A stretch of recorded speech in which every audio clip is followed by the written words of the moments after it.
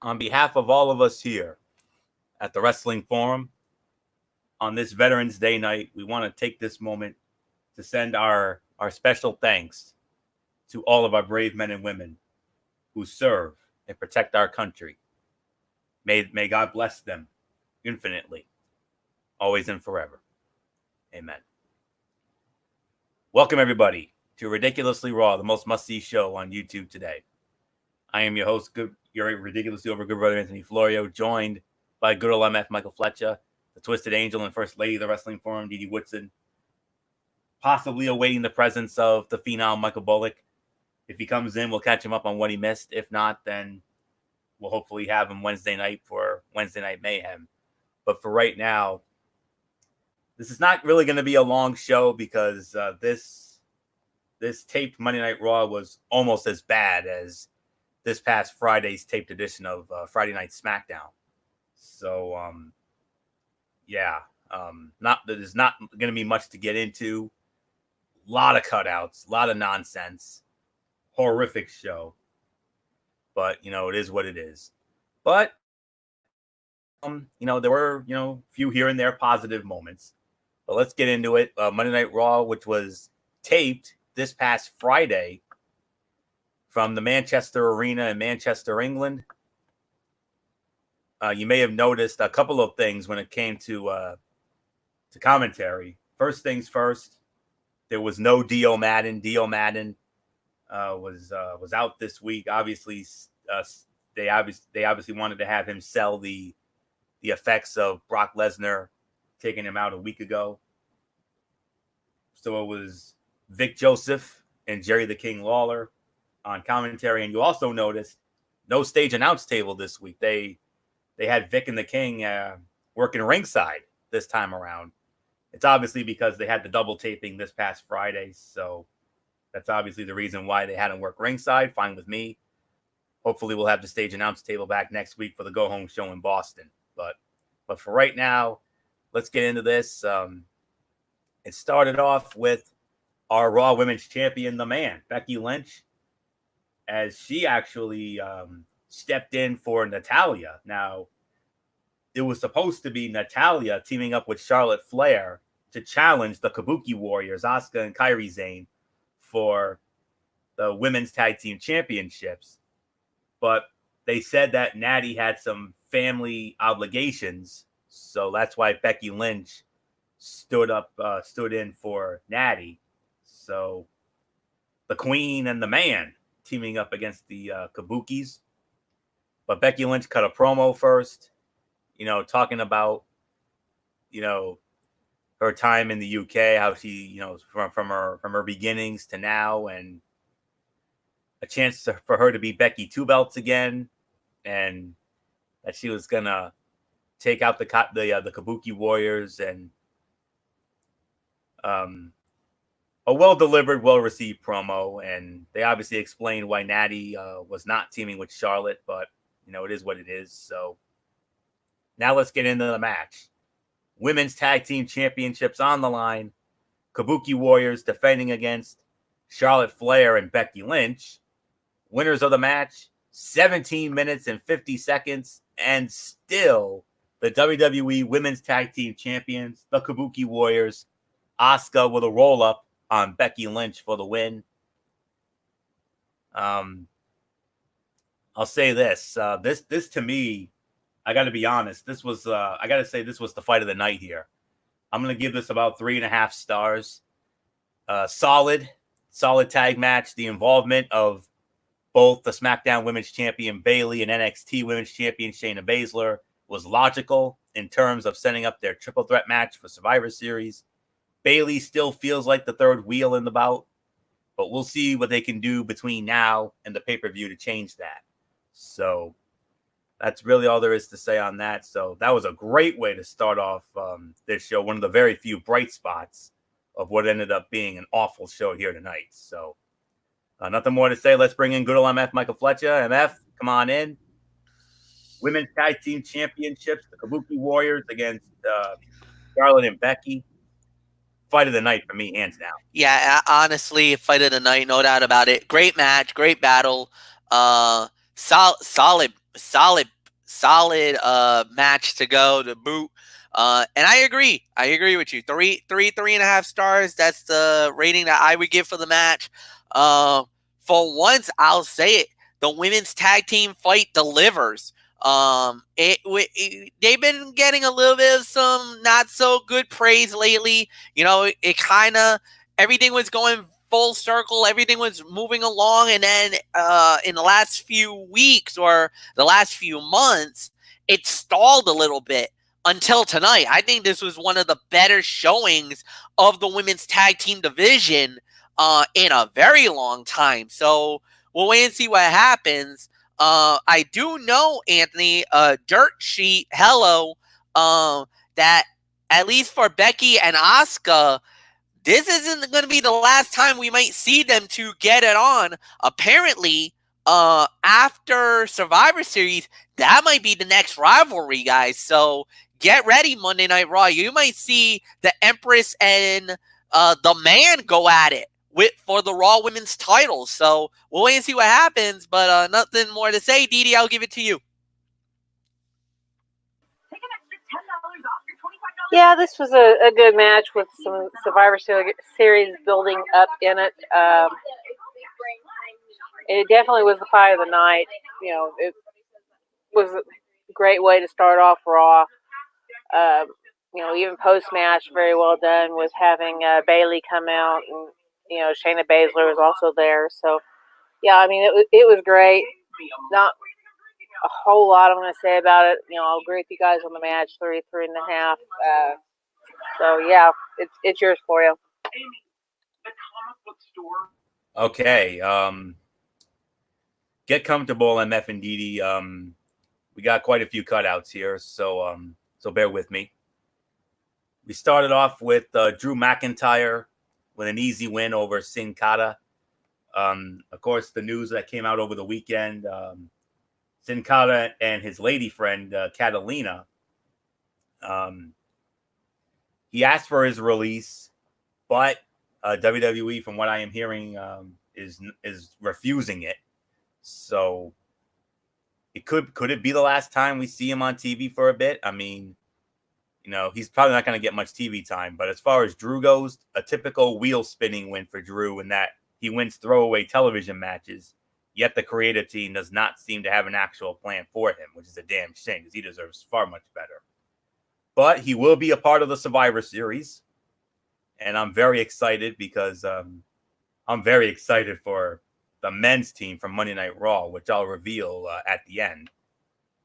Then we had, I mean, you thought it couldn't get any worse than that. Oh, it does.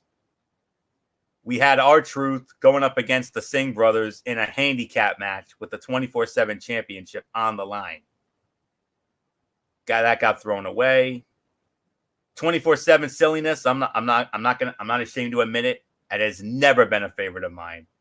But I'm getting the feeling that it's run its course with some of the fans who enjoyed it early on, MF. But, you know, it is what it is. So now let's get back to the good stuff here. We had Seth Rollins. Seth Rollins comes out and, you know, we talked about, you know, Triple H, you know, lighting that fire under him last week. And he also announced that he is going to be the team captain of the men's team for Raw at Survivor Series. But then he issues an open challenge. He says he wants a UK. He wants a UK individual. But then and then who ended up showing up? But the UK champion, Walter, and Imperium. And it leads into a match with Walter and Seth Rollins. It gets thrown out in 4 minutes and 40 seconds because Imperium gets involved. But then Rollins ends up getting back up in the form of Kevin Owens and the Street Profits. And it leads into an 8-man tag team matchup. All 4 members of Imperium, Walter, the UK champ, Alexander Wolf, Fabian Eichner, and Marcel Barthel, against Seth Rollins, Kevin Owens, and the Street Profits of Montez Ford and Angelo Dawkins. The babyface team wins the match in roughly 6 minutes and 45 seconds. before I give it to MF, I just want to say on behalf of Monday Night Raw, I could not think of anyone better to lead the men's team from Monday Night Raw into the Survivor Series than the man who has been far and away our frontline soldier for the last 2 years. The heart and soul of Monday Night Raw. And I know a lot of people have been poo-pooing on him lately. You can't please everybody. I understand that. But I'm a diehard Rollins fan. I've got 2 of his shirts, for goodness sakes. I got his King Slayer shirt. I got his Beast Slayer shirt. That shows you the support I have for him. And, of course, I'll be donning my Raw red when we get to the night of the Survivor Series. So I'm ready for that. So couldn't think of anyone better. So only fitting. So there's nothing more to say. MF, we got a lot to make here. Rollins cuts a great promo. But how about Rollins and Walter, and how about Rollins and Owens and the Street Profits against Imperium? Well, first off, Rollins promo, beautifully done. No, nothing bad to say about that. Well done, very good. As far as the Imperium, that's the stronghold of the UK. That's the stronghold of NXT UK. Walter, the United Kingdom champion, really good.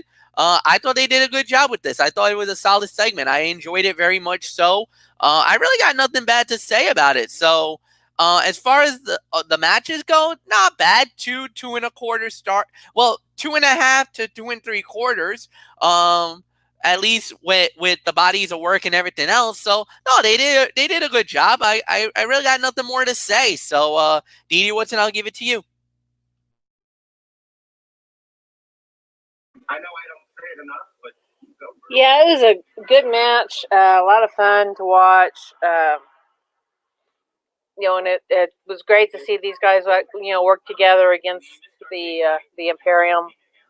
It was, a very unexpected team the way it was set up. But yeah, don't have anything negative to say. This was a good match. I'm going to give it about 3 stars. So, Florio, it's yours. Yeah. Very good promo by Rollins there. The only thing that I didn't like was the way he talked down the UK championship. He called it that little title. But the guy who wants to be the top babyface in the company should not make light of a quality championship that a lot of hardcore and UK fans take seriously. That's just the only little nitpick I have on that. Other than that, great promo as always. The match with Walter and Rollins, I'm gonna throw that out, give that an NA. But as far as the 8-man goes, oh yeah, 3 stars. Entertaining match. And the broadcast team played up the brand loyalty by cheerleading the Raw team. The Montez Ford guy was scary in that he landed on the ringside announce table, but he seemed just fine. Imperium losing the match is not going to please some of the NXT UK faithful, but it was competitive, and I don't think any significant damage was done.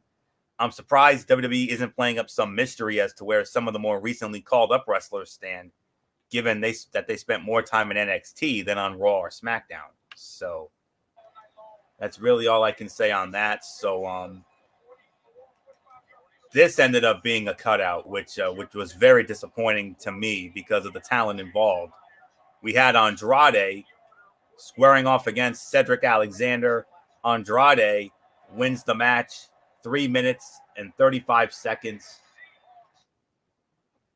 Okay. It's nice to see Andrade continue to pick up wins on Raw, and I'm looking forward to when we get to the point where they move him into a meaningful program. So, it was a fine match. It was just way too short. That's all I can say on that. It was criminally short. There were some things on this show tonight that I honestly could have done without. You could have taken all that time and given it to these two. If you give these two guys 15 to 20 minutes, that's 3.5 to 4 instantly because of their bodies of work. And I would have loved to have seen it, but criminally short. That's all I can say on that. But I'm going to give it 2 stars for the effort. And then from there, all right. I'm not even going to dignify this next segment with anything here. This was a segment that when the spoilers were released this past Friday, every single one of us, including those in the UK and everyone in the IWC, went on the record and called this the worst segment of the year. The continuation of the most god-awful angle I've seen in so very long. The Lana, Rusev, and Lashley angle. Lana got absolutely crucified, if you heard that crowd.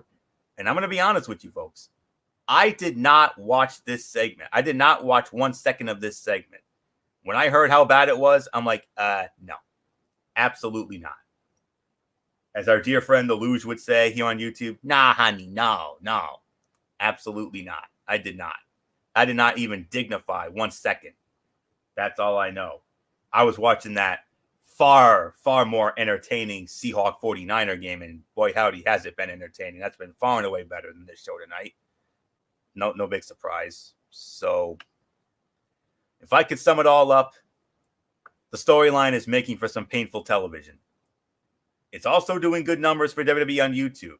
Keep in mind, though, there are all sorts of nonsensical BS videos that do big traffic on YouTube that no one would actually pay money to see. So, we're not even going to dignify this segment. Of course, it gets worse. What else is new? Eric Rowan squashes a ham and egger in 1 minute and 10 seconds. Soner Durson. And already Monday Night Raw is killing his character. You should have kept him on SmackDown. He was doing great things on SmackDown. I thought he was on his way up. But apparently, of course, you bring him to Monday Night Raw, and now his career is going to die. So if you saw what they did with him, they're killing his character. That's a damn shame. We had a couple of the UK guys, the first ever NXT UK Tag Team Champions, Mark Andrews and Flash Morgan Webster. They went up against the Viking Raiders. The Viking Raiders squashed them in 3 minutes and 5 seconds. Well, I'll say that this beat seeing the Raiders beat two independent wrestlers dressed as Chicago Cubs or in polo shirts. But it does seem strange that WWE goes to great lengths to get the Viking Raiders cheered in those squash matches and then had them beat a popular babyface duo from NXT UK. We're just going to dive right into the main event. At least this was good. 6-man tag team action. All 3 members of the OC. Well, before we get into this, we do have the announcement of Team Raw, and for the men's side anyway. And representing Team Raw will be Seth Rollins, the team captain, and he's going to have Ricochet, Randy Orton, Kevin Owens, and Drew McIntyre. Oh, yes. Oh, yes. I love this. I got to admit, Anthony, that's a good 5 for Team Raw. That's a very good 5 for Team Raw. McIntyre is a good talent. Randy Orton is a notorious survivor in the Survivor Series. Oh, Ricochet, an up-and-coming talent, no doubt about it. I like his body of work as well. And Kevin Owens, I mean, KO, underutilized lately, but I think will shine pretty well in the Survivor Series with Rollins as captain. No, that's a good 5 for that's a very good 5 for Monday Night Raw. I'll openly admit it. That's a good 5. That's a good 5. Amen. You got there. Amen. Especially the fact that you've got Seth Rollins as the team captain. Of course, Randy Orton, as MF said, go on the WWE Network and relive Survivor Series from 2003, 2004, and 2005. When Randy Orton was the sole survivor in the traditional Survivor Series elimination match. MF cherishes all 3 of them, but I know the one MF cherishes more than any was 2005 when Randy Orton led Team SmackDown to victory over Team Raw in that traditional Survivor Series match. A night I remember like yesterday. I had MF over my house at the time, and MF was so excited he was bouncing around my house, and I'll never forget it. So, you think I haven't forgotten about that, MF? I haven't. So That's all I can say on that. But they also announced that the secondary titles, we're getting that triple threat match. They made it official. As of now, it's United States Heavyweight Champion AJ Styles representing Monday Night Raw. Intercontinental Heavyweight Champion Shinsuke Nakamura representing Friday Night SmackDown. And NXT's North American Champion from the Undisputed Era, Roderick Strong. That's how it is as of now. Plans could change. Cards subject to change, as they always say. So, nothing more to say. Let's get into the main event. All three members of the OC, Styles and the best tag team in the world, the Good Brothers, Gallows and Anderson, against the unlikely trio of Humberto Carrillo, Ricochet, and Randy Orton. The babyface team, Carrillo, Ricochet, and Orton. They pick up the win, 16 and a half minutes, and it was Humberto Carrillo who got the pin on AJ Styles. So, nothing more to say. Didi Woodson, this is the one of the few relevant things we're going to get into here, but great main event to close out what was a very bad show tonight. Yeah, it was. It was pretty good. It was. I'd say it was laid back. The fans really kind of enjoyed it, but at the same time, it felt like it would be more of I would think of like a house show type thing, even though I really can't say a lot into that. Not actually being to a show yet, but it had a different feel than the rest of the show, but it was still a good way to close the show. I'm going to still give it about 3 stars. It was fun. I mean, and you didn't think this team would be able to work together, and they did. And of course, there at the end of the show, Orton, gave Ricochet a warning. That he can do whatever he wants, whenever he wants, to whoever he wants, So basically, he didn't want Ricochet to let him get in his head, and I think by the end of the match, he was in Ricochet's head. So, but this was definitely a very good way to end the show. And like I said, it was not much of a lackluster show. So, not much more I'm going to say about it. It's yours, Florio. Clear second best fight of the night here. This was 3 to 3.5 stars. The broadcast team tried to make it seem like it was a big deal that Carrillo pinned U.S. champion Styles, but it didn't feel like a major happening given that Orton set him up with the RKO on Styles first. The Orton and Ricochet dynamic is going to be interesting. But, it was a fun match. Good action throughout, nice spots. Carrillo getting the fall on Styles. We might have had another championship committee moment here. It looks like Carrillo might get another opportunity down the line, maybe after Survivor Series. I don't know. Or maybe next week. You don't know. We'll have to wait and find out. Remember, card subject to change. We'll have to find out. But that would be very interesting. But I don't think he's ready for such a big stage yet, as much as I love the young man, and I do, dating back to 205. But it is what it is. So, really nothing more to say on this. I like our team. Like I said, we know Rollins as the team captain, Orton with his Survivor Series history, as I mentioned, and him and Ricochet. That's going to be the dynamic to keep an eye on. KO, he really hasn't had a standout Survivor Series moment yet. Maybe he gets one here, but our real wild card is Drew McIntyre. If anybody needs a benefit from this, it's Drew McIntyre. That's all I can say on that. Hopefully, this is where the bigger and better things will start for him. So that's all I can say on that. I mean, I love that team. It's going to be a great team, a little bit of everything. So I'm ready. SmackDown and NXT, I can't wait to see who you boys bring to the table to take on that core 5. So 3 to 3.5, second best fight of the night for me, hands down, no doubt about it. So MF, your thoughts on it? Well, it looks like with Carrillo getting over Styles, I smell another championship committee moment. Yeah, and on top of this, Florio, we gotta be very leery now. Even though it was announced tonight, AJ Styles versus Roderick Strong versus Shinsuke Nakamura, like you said, card is subject to change. What if Humberto Carrillo wins the United States Championship? AJ out, he goes in. I don't know, Florio. I would not be a happy camper if I'm Monday Night Raw to see Carrillo representing your team. No, I don't think he's ready yet. Against the likes of Roddy and Shinsuke. No, I'm sorry. I think he that's he be dead man walking. And at that point, I hate to say it, he's dead man walking. Just like Bayley in the women's match. I hate to say it. Yeah. Well, again, this is one of those instances where, okay, you might want to say Bayley's an underdog, but we thrive on underdog type stuff like this. So I don't know. We'll wait and see what happens. But I'll say one thing for sure. It's going to be interesting to see. It was definitely the second best fight of the night, no doubt about it. I'll give this a 3-star rating. But there's really nothing more to write home about. Yes, it was a good match.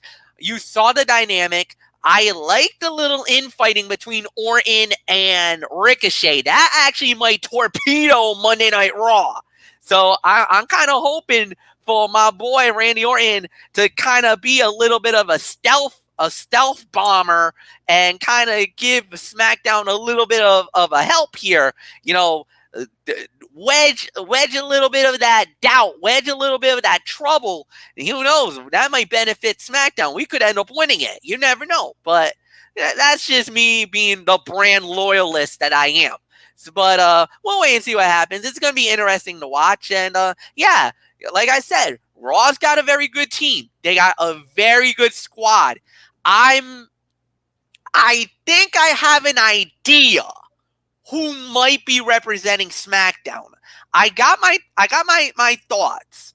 And two I already know in mind that I think that definitely should be on the team, and I hope they're on the team, is Roman Reigns and Braun Strowman. Those two, I think, are locks for Team SmackDown.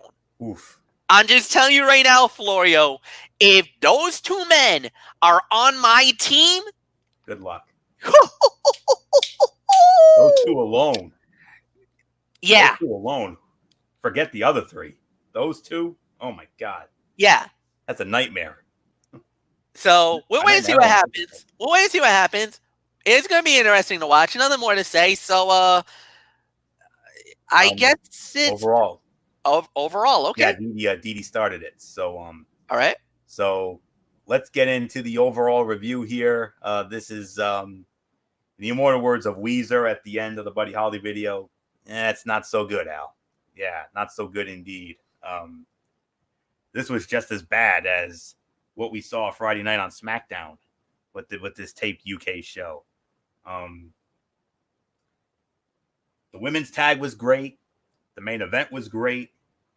And that's pretty much it. If I'm going to be honest, I can only give this. This was one of the worst Monday Night Raws of the year, if not the worst. If I'm going to be quite honest. Yes, we had some exciting, newsworthy build to Survivor Series, which is great. That's always welcome. But I can only give this between a 2 and a 3. This was not a good show. Not good at all. Way too many cutouts. A lot of nonsense. I'm a no-nonsense guy, and that's how I roll.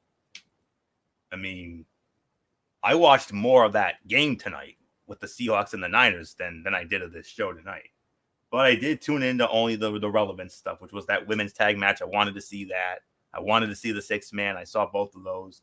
I wanted to see, the stuff with Seth Rollins and Walter, because I heard that was something they were, going crazy over. So the women's tag was the fight of the night. That was 3.5 to 4. 3.5 for the main event. And then the 8-man with Rollins, Owens, and the Street Profits against Imperium. That was 2.5 to 3. Those were the 3 fights of the night. I'll bump it up. I'm going to give it a solid 3. A solid 3 out of 10 for this show tonight. Those were the only 3 things. If you're pressed for time, like a lot of us are nowadays, if I had to recommend anything from this show tonight, those 3 matches. Those are the only 3 I can recommend out of good conscience here tonight. skip the rest. You're not missing anything. And believe me, as a public service announcement here tonight, do not spend 1 second on the god awful angle. Unless you want to see Luigi PS3's reaction, that's the only thing I'm going to do. But other than that, forget about it. So, brutal show. That's all I can say. I'm not even going to challenge MF for SmackDown because, I mean, NXT is going to be insane on Wednesday. Friday night SmackDown, Philadelphia. Oh my gosh, you already know how rabid that crowd's going to be. So that's really all there is to it. So I'm sorry, 3 out of 10. Anthony Floyo not impressed. So MF, I concede. SmackDown's already going to whoop us this week. Well, all right. I'm gonna openly say this. I agree with your analogy that it was a horrible show. I'm not even gonna defend it. But my rating is actually lower, 2 out of 10. It's by far the worst Raw of the year, no doubt. I agree with that. It was a wicked, horrible show, to say the very least. And with that said, and we'll just move on from there. So, yeah, you're right. I got nothing more to say. So, 2 out of 10. DD's gone. So, Florio, that means it's time for your Tony's take. Well, we got to see if DD comes back in. If she comes back in, we'll get her quick thought on it. Or unless you just didn't want to dignify it, I wouldn't blame her in the least. So, all right. Let's get into my Tony's take real quick, which is Impact Wrestling and 205 Live. Excuse me. At least this stuff was better, if I'm going to be quite honest with you. So, Impact Wrestling, and let's get into this. Just waiting for the notes to come up. Okay. Started off with a match. We had, I'll be honest, the first 2 matches, big man matches. And you would think with big man matches, you would think as all over it. Oh, no. Both of these big man matches actually delivered. We had Moose squaring off against Willie Mack. Moose wins in 8 minutes and 40 seconds. 3-star match. Good opening match with the right winner. And then from there, we had Michael Elgin against Falaba. Michael Elgin wins the match, 14 minutes and 10 seconds. If I'm going to be honest with you, when it comes to this was the fight of the night. I can't believe I'm saying it. This was the fight of the night. 3.5 stars. Very good and fun big man match with the right winner. Ba continues to impress. Ken Shamrock against Joey Ryan. Ken Shamrock wins 4 minutes and 50 seconds. Absolute dud. This was a garbage match. No comment. Non-title match. Knockouts champion Taya Valkyrie against Madison Rayne. Taya Valkyrie wins in 11 minutes and 45 seconds. 2 stars. It was okay, but it felt really lethargic with a really flat finish. Petey Williams against Burpinder Singh. Petey Williams wins the match in 3 minutes and 50 seconds. It was okay. Singh will learn a lot working with a guy like Petey Williams. Great to see him back. That was a 2-star match. Didi Woodson, apparently we lost you for a moment. I want to get your quick overall thoughts on Monday Night Raw, and then I'll continue with my Tony's take. Yeah, I accidentally closed out my window, so that was my fault. I clicked continue, bro. I definitely agree with Fletch. It's about a 2-star show. It was very lackluster, very boring. They still built off of Survivor Series. They continued with certain storylines, but it seems like every time WWE tries to do a tape show, whether it's Raw or SmackDown or whatever, it always ends up coming off bad. I don't know if it's because of the fact that the results are already put out there on the dirt sheets, or which I didn't even look at, so I had no idea until I actually watched it. But it just seems like the tape shows aren't as good as the live shows, and they pretty much kind of proved it this time around too, that this show was just lackluster. It was bad. So so yeah, good opening, good closing. So the bookends were good. Most of the middle, you could kind of avoid because it just stunk. So not much more I'm gonna say. I'm gonna head to bed. So good night, guys. All right, good night, Didi. We'll see you Wednesday night for Wednesday Night Mayhem. So I left off on the PD and Burpinder match. PD won that in 350. It was a 2-star match. So, like I said, so great to see PD Williams back. I mean, that was good. Then we had the OVE celebration for the new World Heavyweight Champion, Sami Callihan. And, it was a joke of a segment, but then Tommy Dreamer came out and Tommy Dreamer had some friends in the form of Daga, Rich Swann, and Tessa Blanchard. And they went up against all 4 members of OVE. Tommy Dreamer, Daga, Rich Swann, Tessa Blanchard, they win the match, 5 minutes and 50 seconds. 3 stars. It was good, especially for the time given. But I think it was a mistake to have someone pin Sami Callihan 1 week after winning the World Heavyweight Championship. I strongly feel OVE should have gone over in this match, if I'm going to be honest with you. So nothing more to say. 6 out of 10 for this. It was a solid show that started out good, faded in the middle, but rebounded a bit in the end. A fine show, to say the very least. So I'm just going to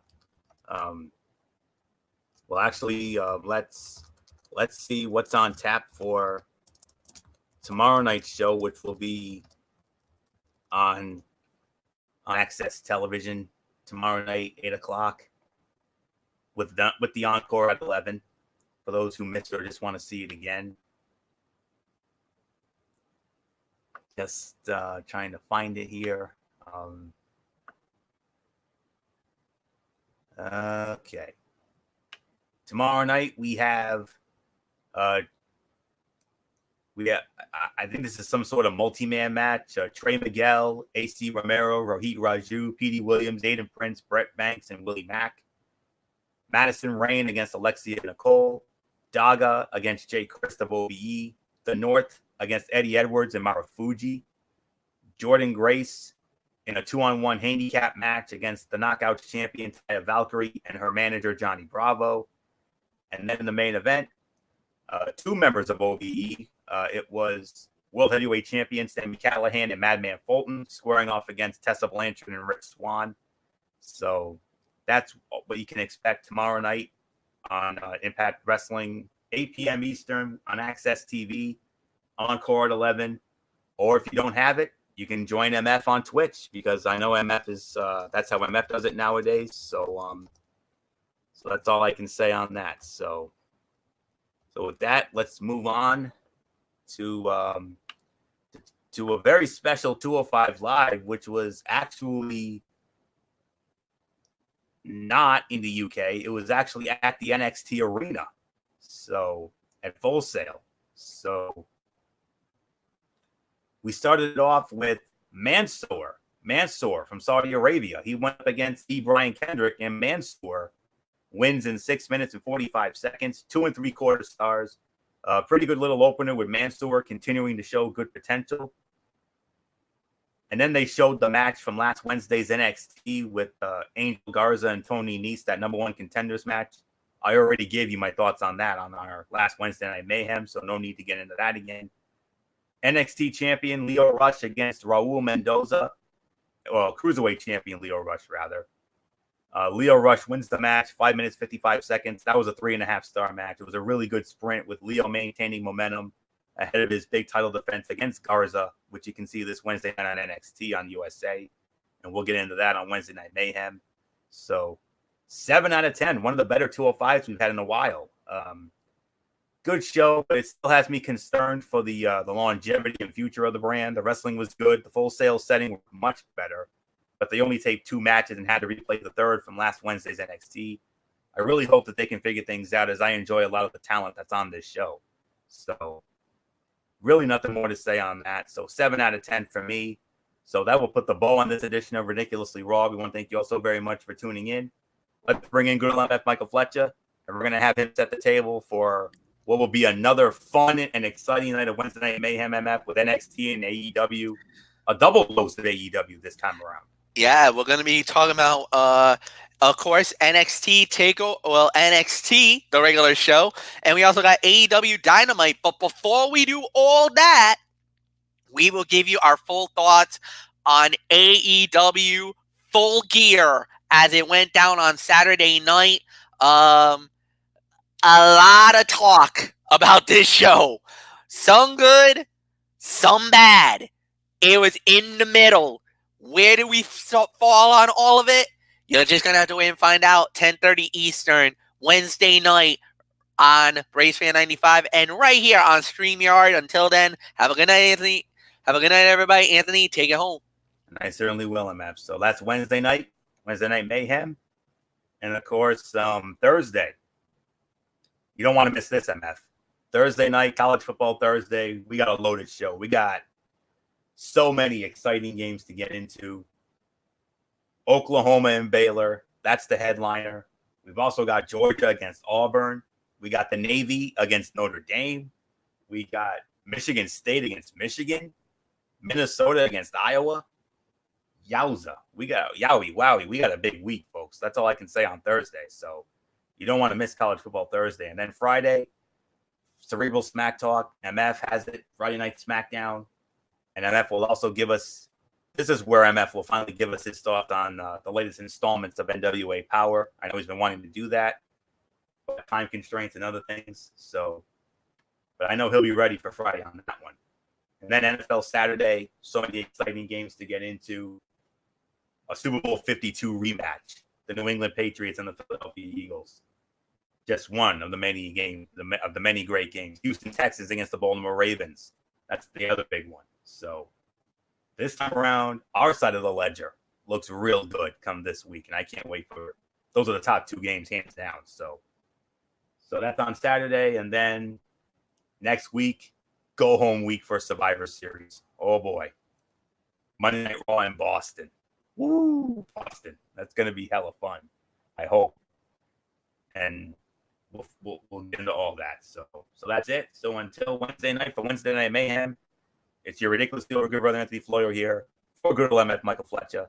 And in spirit, the phenom Michael Bullock, the Twisted Angel Didi Woodson, and always and forever Derek Ferrera. You know the routine, everybody. Thumbs up. Talk to you later. Yeah, throw it up Fortune 4 style. Bye for now, my dear friends. God bless. Be good to each other. Have a blessed couple of days. And until Wednesday night for Wednesday Night Mayhem with MF, you've been watching Ridiculously Raw right here on Atone 25, here on YouTube and StreamYard.com. And remember, no matter what anyone tells you, wrestling is indeed actually real. For everybody who has been a part of this one, for now, Anthony Floyo, so long, and bye, everybody, bye.